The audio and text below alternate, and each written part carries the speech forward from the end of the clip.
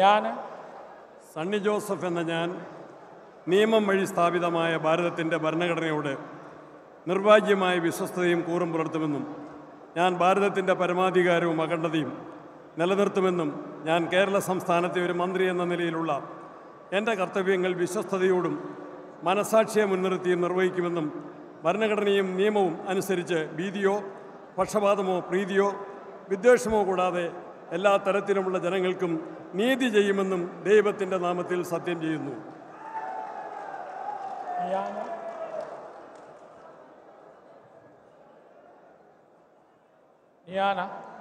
സണ്ണി ജോസഫ് എന്ന ഞാൻ കേരള സംസ്ഥാനത്തെ ഒരു മന്ത്രി എന്ന നിലയിൽ എൻ്റെ പരിഗണനയിൽ കൊണ്ടുവരുന്നതോ എൻ്റെ അറിവിൽ വരുന്നതോ ആയ ഏതെങ്കിലും വിഷയം അങ്ങനെയുള്ള മന്ത്രി എന്ന നിലയിലുള്ള എൻ്റെ കർത്തവ്യങ്ങളുടെ മുറപ്രകാരമുള്ള നിർവഹണത്തിന് ആവശ്യമാകുന്നതൊഴികെ ഞാൻ ഏതെങ്കിലും ആളുകൾക്കോ നേരിട്ടോ നേരിട്ടല്ലാതെയോ അറിയിച്ചു കൊടുക്കുകയോ വെളിപ്പെടുത്തി കൊടുക്കുകയോ ചെയ്യുകയില്ല എന്ന് ദൈവത്തിൻ്റെ നാമത്തിൽ സത്യം ചെയ്യുന്നു.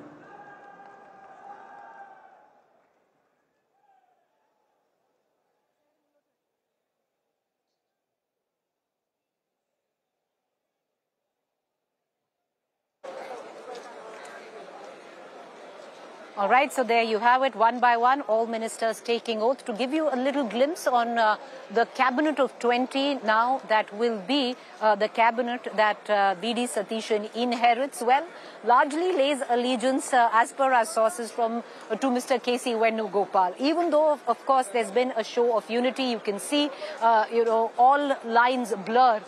And you could see K.C. Venugopal, Mr. Chennithala and V.D. Satheeshan all standing together, smiles there. But one has to say that K.C. Venugopal has been able to get his way.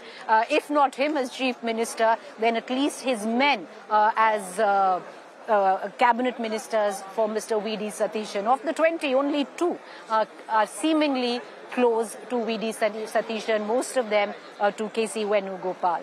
Also, 5 IUML MLAs will be cabinet ministers. The Congress says that this is an old Ooman Chandi formula that they are following.